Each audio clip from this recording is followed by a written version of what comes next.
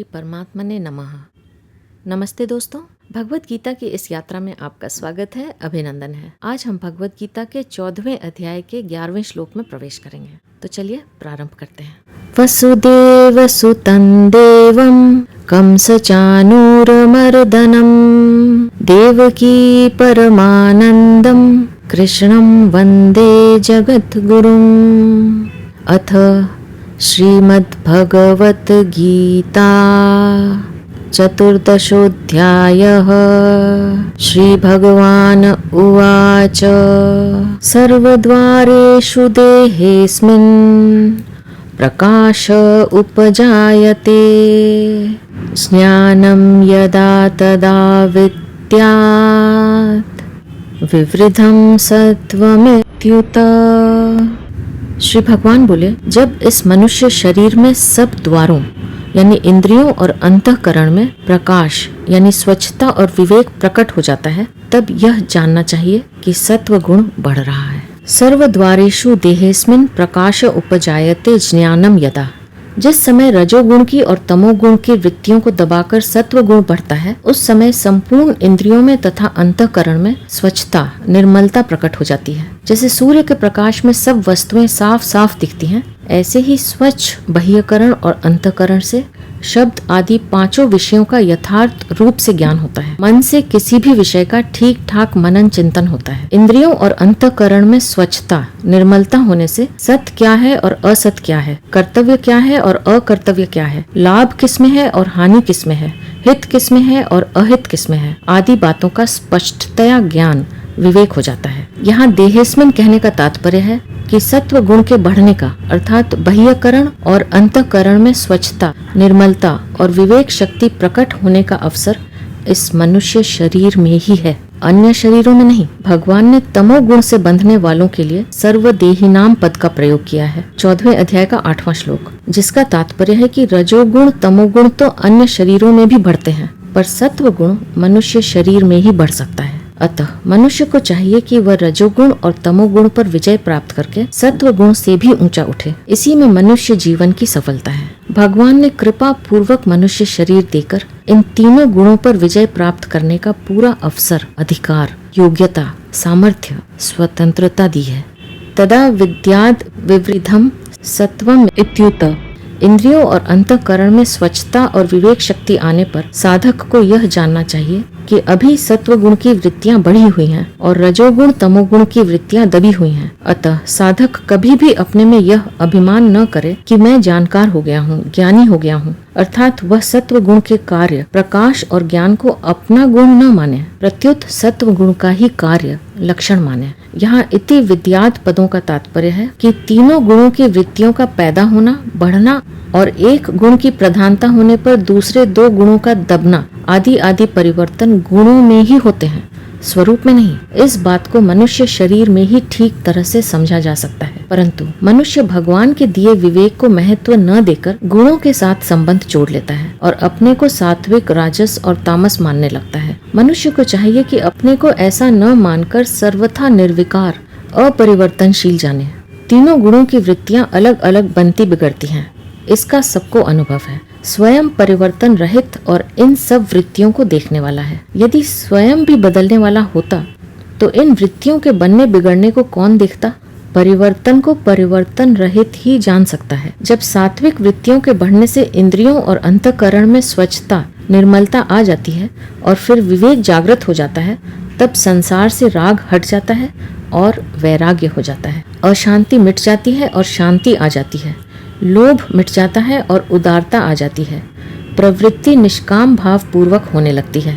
गीता 18वें अध्याय का 9वां श्लोक, भोग और संग्रह के लिए नए नए कर्मों का आरंभ नहीं होता। मन में पदार्थों भोगों की आवश्यकता पैदा नहीं होती, प्रत्युत निर्वाह मात्र की दृष्टि रहती है। हर एक विषय को समझने के लिए बुद्धि का विकास होता है। हर एक कार्य सावधानी पूर्वक और सुचारू रूप से होता है। कार्यों में भूल कम होती है और कभी भूल हो भी जाती है तो उसका सुधार होता है, लापरवाही नहीं होती। सत्य असत्य, कर्तव्य अकर्तव्य का विवेक स्पष्टतया जागृत रहता है। अतः जिस समय सात्विक वृत्तियां बढ़ी हों, उस समय साधक को विशेष रूप से भजन ध्यान आदि में लग जाना चाहिए। ऐसे समय में किए गए थोड़े से साधन से भी शीघ्र ही बहुत लाभ हो सकता है। यहाँ परिशिष्ट भाव यह है कि प्रकाश और ज्ञान दोनों में भेद है। प्रकाश का अर्थ है इंद्रियों और अंतःकरण में जागृति, अर्थात रजोगुण से होने वाले मनोराज्य का तथा तमोगुण से होने वाले निद्रा, आलस्य और प्रमाद का न होकर स्वच्छता होना।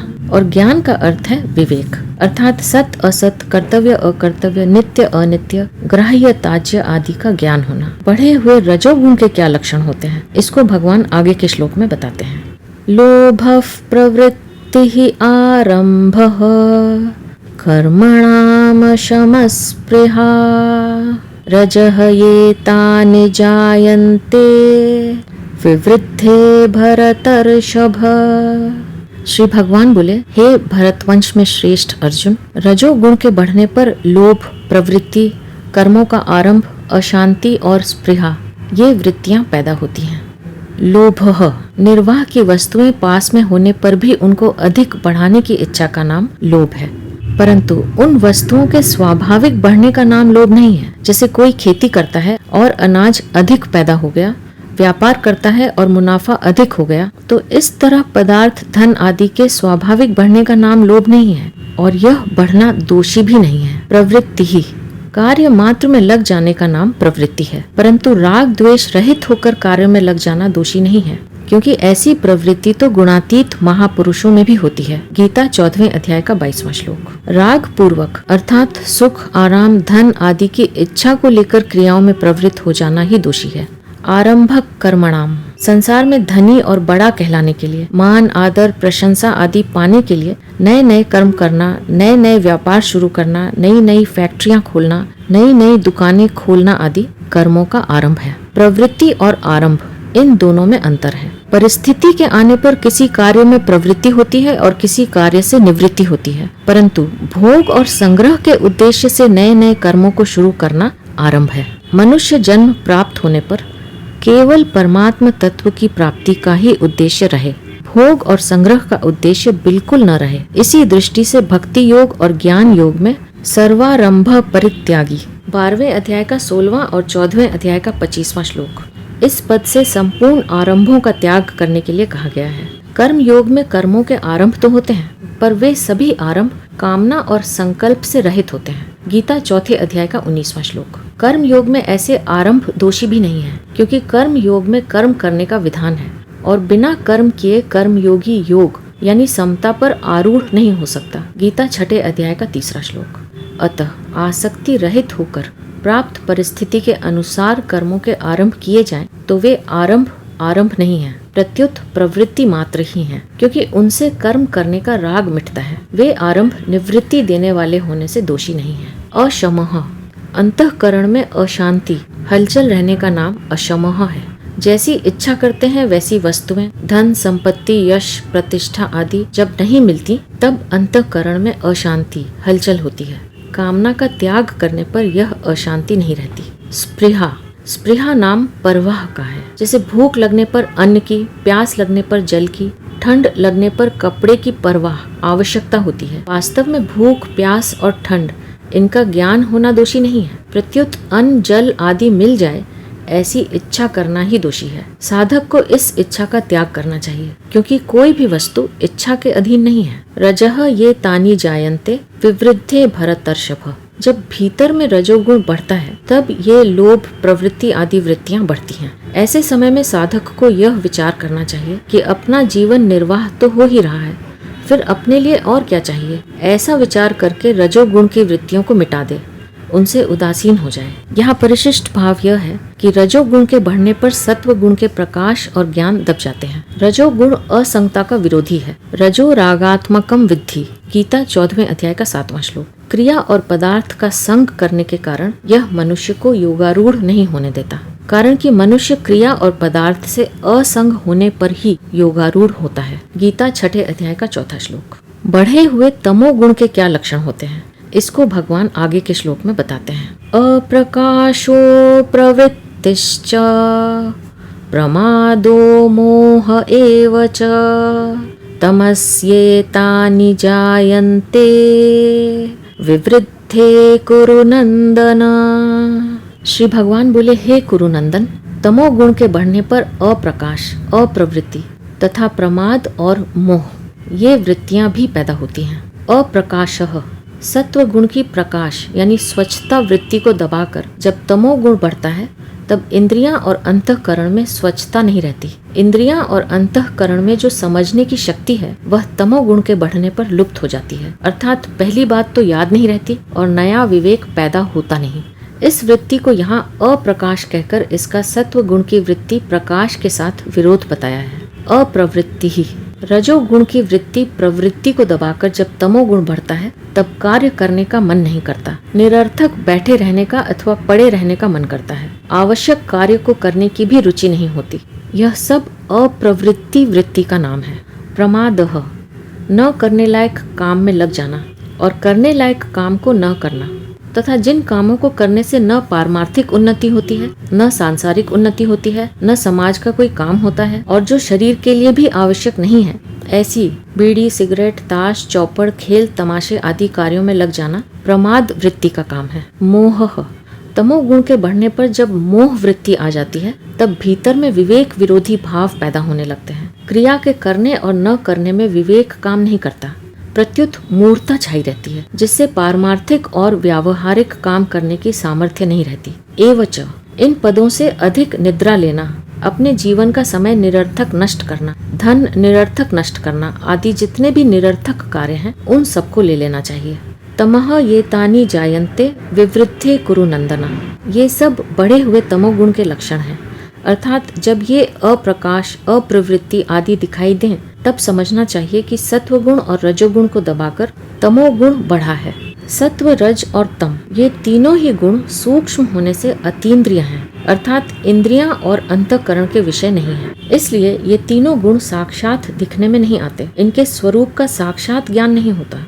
इन गुणों का ज्ञान, इनकी पहचान तो वृत्तियों से ही होता है, क्योंकि वृत्तियां स्थूल होने से वे इंद्रियां और अंतःकरण का विषय हो जाती हैं। इसलिए भगवान ने 11वें, 12वें और 13वें श्लोकों में क्रमशः तीनों गुणों की वृत्तियों का ही वर्णन किया है, जिससे अतीन्द्रिय गुणों की पहचान हो जाए और साधक सावधानी पूर्वक रजोगुण, तमोगुण का त्याग करके सत्व गुण की वृद्धि कर सके। यह मार्मिक बात यह है कि सत्व, रज और तम तीनों गुणों की वृत्तियां स्वाभाविक ही उत्पन्न, नष्ट और कम अधिक होती रहती हैं। ये सभी परिवर्तनशील हैं। साधक अपने जीवन में इन वृत्तियों के परिवर्तन का अनुभव भी करता है। इससे सिद्ध होता है कि तीनों गुणों की वृत्तियां बदलने वाली हैं और इनके परिवर्तन को जानने वाले स्वयं में कभी कोई परिवर्तन नहीं होता। तीनों गुणों की वृत्तियां दृश्य हैं और स्वयं इनको देखने वाला होने से दृष्टा है। दृष्टा दृश्य से सर्वथा भिन्न होता है, यह नियम है।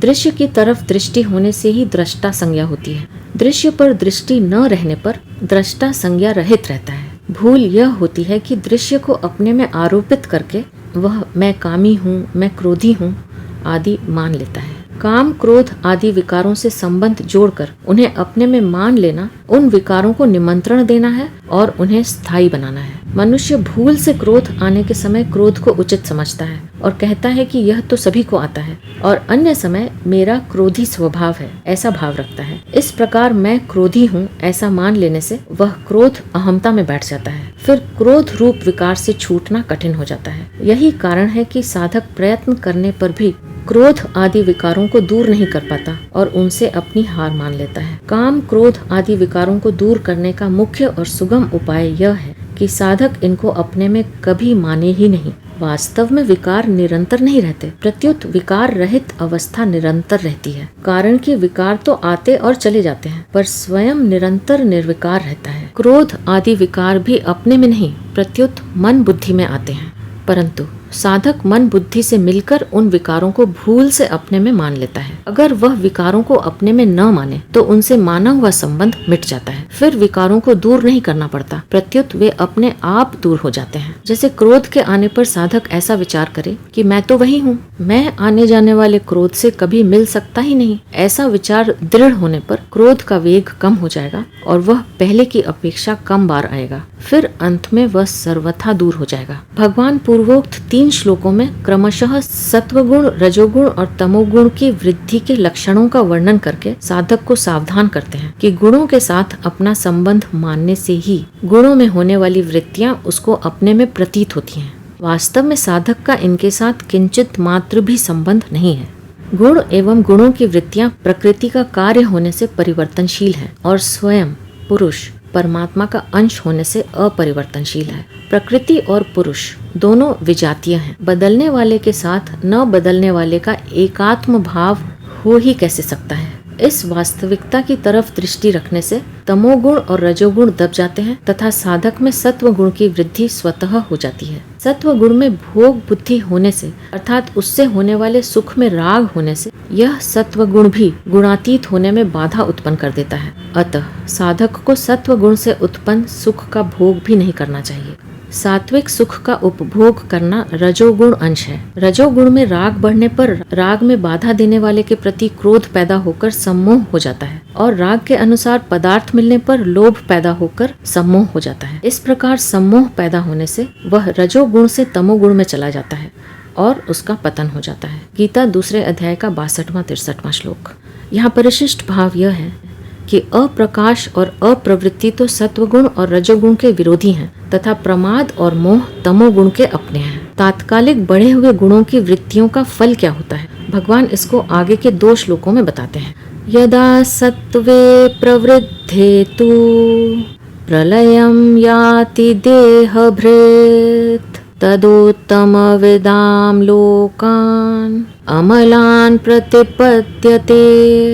श्री भगवान बोले, जिस समय सत्व गुण बढ़ा हो उस समय यदि देहधारी मनुष्य मर जाता है तो वह उत्तम वेदताओं के निर्मल लोकों में जाता है। यदा सत्वे प्रवृद्धे तु प्रलयम याति देहभृत् तदोत्तम विदाम लोकान अमलान प्रतिपद्यते। जिस काल में जिस किसी भी देहधारी मनुष्य में, चाहे वह सत्वगुणी रजोगुणी अथवा तमोगुणी ही क्यों न हो, जिस किसी कारण से सत्वगुण तात्कालिक बढ़ जाता है अर्थात सत्वगुण के कार्य स्वच्छता निर्मलता आदि वृत्तियां तात्कालिक बढ़ जाती हैं, उस समय अगर उस मनुष्य के प्राण छूट जाएं तो वह उत्तम यानी शुभ कर्म करने वालों के निर्मल लोकों में चला जाता है। उत्तम विदाम कहने का तात्पर्य है कि जो मनुष्य उत्तम यानी शुभ कर्म ही करते हैं, अशुभ कर्म कभी करते ही नहीं, अर्थात उत्तम ही उनके भाव हैं, उत्तम ही उनके कर्म हैं और उत्तम ही उनका ज्ञान है, ऐसे पुण्य कर्मा लोगों का जिन लोकों पर अधिकार हो जाता है उन्हीं निर्मल लोकों में वह मनुष्य चला जाता है जिसका शरीर सत्व गुण के बढ़ने पर छूटा है। तात्पर्य है कि उम्र भर शुभ कर्म करने वालों को जिन ऊंचे ऊंचे लोकों की प्राप्ति होती है उन्हीं लोकों में तात्कालिक बढ़े हुए सत्व गुण की वृत्ति में प्राण छूटने वाला जाता है। सत्व गुण की वृद्धि में शरीर छोड़ने वाले मनुष्य पुण्यात्माओं के प्राप्य ऊंचे ऊंचे लोकों में जाते हैं। इससे सिद्ध होता है कि गुणों से उत्पन्न होने वाली वृत्तियां कर्मों की अपेक्षा कमजोर नहीं है। अतः सात्विक वृत्ति भी पुण्य कर्मों के समान ही श्रेष्ठ है। इस दृष्टि से शास्त्र विहित पुण्य कर्मों में भी भाव का ही महत्व है, पुण्य कर्म विशेष का नहीं। इसलिए सात्विक भाव का स्थान बहुत ऊंचा है। पदार्थ क्रिया भाव और उद्देश्य ये चारों क्रमशः एक दूसरे से ऊंचे हैं। रजोगुण और तमोगुण की अपेक्षा सत्व गुण की वृत्ति सूक्ष्म और व्यापक होती है। लोक में भी स्थूल की अपेक्षा सूक्ष्म का आहार कम होता है। जैसे देवता लोग सूक्ष्म होने से केवल सुगंधि से ही तृप्त हो जाते हैं, हाँ स्थूल की अपेक्षा सूक्ष्म शक्ति अवश्य अधिक होती है। यही कारण है कि सूक्ष्म भाव की प्रधानता से अंत समय में सत्व गुण की वृद्धि मनुष्य को ऊंचे लोकों में ले जाती है। अमलान कहने का तात्पर्य है कि सत्व गुण का स्वरूप निर्मल है, अतः सत्व गुण के बढ़ने पर जो मरता है उनको निर्मल लोकों की ही प्राप्ति होती है। यहाँ यह शंका होती है कि उम्र भर शुभ कर्म करने वालों को जिन लोकों की प्राप्ति होती है उन लोकों में सत्व गुण की वृत्ति बढ़ने पर मरने वाला कैसे चला जाएगा। भगवान की यह एक विशेष छूट है कि अंत काल में मनुष्य की जैसी मति होती है वैसी ही उसकी गति होती है। 8वें अध्याय का 6वां श्लोक। अतः सत्व गुण की वृत्ति के बढ़ने पर शरीर छोड़ने वाला मनुष्य उत्तम लोकों में चला जाए, इसमें शंका की कोई बात ही नहीं है। यहाँ परिशिष्ट भाव यह है, तदोत्तम विदाम लोकान अमलान। विवेकवान मनुष्य उत्तम वेदता है। यदि सत्व गुण को अपना मानकर उसमें रमण न करे और भगवान की सम्मुखता रहे तो सात्विक मनुष्य सत्व गुण से भी असंग गुणातीत होकर भगवान के परम धाम को चला जाएगा। अन्यथा सत्व गुण का संबंध रहने पर वह ब्रह्मलोक तक के ऊंचे लोकों को चला जाएगा। अमलान ब्रह्मलोक तक के लोकों में तो सापेक्ष निर्मलता है, पर भगवान के परम धाम में निरपेक्ष निर्मलता है। रजसी प्रलयम गत्वा कर्म संगिषु जायते तथा प्रलीनः तमसि मूढ़योनिषु जायते।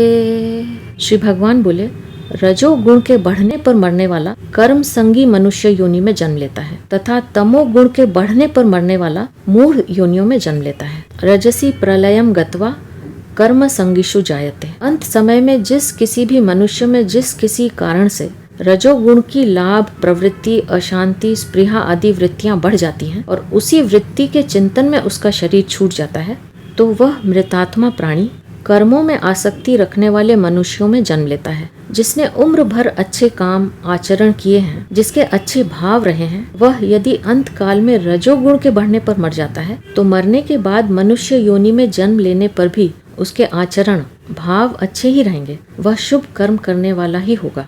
जिसका साधारण जीवन रहा है, वह यदि अंत समय में रजोगुण की लोभ आदि वृत्तियों के बढ़ने पर मर जाता है तो वह मनुष्य योनि में आकर पदार्थ, व्यक्ति, क्रिया आदि में आसक्ति वाला ही होगा। जिसके जीवन में काम, क्रोध आदि की ही मुख्यता रही है, वह यदि रजोगुण के बढ़ने पर मरता है तो वह मनुष्य योनि में जन्म लेने पर भी विशेष रूप से आसुरी संपत्ति वाला ही होगा। तात्पर्य यह हुआ कि मनुष्य लोक में जन्म लेने पर भी गुणों के तारतम्य से मनुष्यों के 3 प्रकार हो जाते हैं, अर्थात 3 प्रकार के स्वभाव वाले मनुष्य हो जाते हैं। परंतु इसमें एक विशेष ध्यान देने की बात है कि रजोगुण की वृद्धि पर मरकर मनुष्य बनने वाले प्राणी कैसे ही आचरणों वाले क्यों न हो, उन सब में भगवत प्रदत्त विवेक रहता ही है। अतः प्रत्येक मनुष्य इस विवेक को महत्व देकर सत्संग, स्वाध्याय आदि से इस विवेक को स्वच्छ करके ऊंचे उठ सकते हैं, परमात्मा को प्राप्त कर सकते हैं। इस भगवत प्रदत्त विवेक के कारण सब के सब मनुष्य भगवत प्राप्ति के अधिकारी हो जाते हैं। तथा प्रलीनः तमसि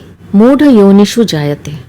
अंत काल में जिस किसी भी मनुष्य में जिस किसी कारण से तात्कालिक तमोगुण बढ़ जाता है, अर्थात तमोगुण की प्रमाद, मोह, अप्रकाश आदि वृत्तियां बढ़ जाती हैं और उन वृत्तियों का चिंतन करते हुए ही वह मरता है, तो वह मनुष्य पशु, पक्षी, कीट, पतंग, वृक्ष, लता आदि मूढ़ योनियों में जन्म लेता है। इन मूढ़ योनियों में मूढ़ता तो सब में रहती है, पर वह न्यूनाधिक रूप से रहती है। इन मूढ़ योनियों में मूढ़ता तो सब में रहती है, पर वह न्यूनाधिक रूप से रहती है। जैसे वृक्ष, लता आदि योनियों में जितनी अधिक मूर्ता होती है, उतनी मूर्ता पशु, पक्षी आदि योनियों में नहीं होती। अच्छे काम करने वाला मनुष्य यदि अंत समय में तमोगुण की तात्कालिक वृत्ति के बढ़ने पर मरकर मूढ़ योनियों में भी चला जाए तो वहाँ भी उसके गुण, आचरण अच्छे ही होंगे। उसका स्वभाव अच्छे काम करने का ही होगा। जैसे भरत मुनि का अंत समय में तमोगुण की वृत्ति से, अर्थात हरिण के चिंतन से शरीर छूटा तो वे मूढ़ योनि वाले हरिण बन गए, परंतु उनका मनुष्य जन्म में किया हुआ त्याग, तप हरिण के जन्म में भी वैसा ही बना रहा। वे हरिण योनि में भी अपनी माता के साथ नहीं रहे, हरे पत्ते न खाकर सूखे पत्ते ही खाते रहे आदि। ऐसी सावधानी मनुष्यों में भी बहुत कम होती है, जो कि भरत मुनि की हरिण जन्म में थी। यहाँ परिशिष्ट भाव यह है कि रजोगुण में राग अंश ही बांधने वाला, जन्म मरण देने वाला है, क्रिया अंश नहीं। राग होने के कारण ही कर्म संगिषु जायते कहा है। क्रिया रूप से रजोगुण तो गुणातीत में भी होता है। प्रकाशम च प्रवृत्तिम च, गीता 14वें अध्याय का 22वां श्लोक। पदार्थ, क्रिया अथवा व्यक्ति किसी में भी राग हो जाएगा तो वह कर्म संगी मनुष्य योनि में जन्म लेगा। मनुष्य स्वाभाविक कर्म संगी है, क्योंकि कर्म करने का अधिकार मनुष्य योनि में ही है। कर्मानुबंधीनि मनुष्य लोके, गीता 15वें अध्याय का 2वां श्लोक। अंत काल में गुणों के तात्कालिक बढ़ने पर मरने वाले मनुष्यों की ऐसी गतियां क्यों होती हैं, भगवान इसको आगे के श्लोक में बताते हैं, जिन्हें लेकर हम अपनी अगली प्रस्तुति में फिर उपस्थित होंगे। अब मैं आपसे आज्ञा लूंगी। आप अपना ध्यान रखिए, हमेशा खुश रहिए, मुस्कुराते रहिए। आपका बहुत बहुत धन्यवाद। ओम श्री परमात्मने नमः।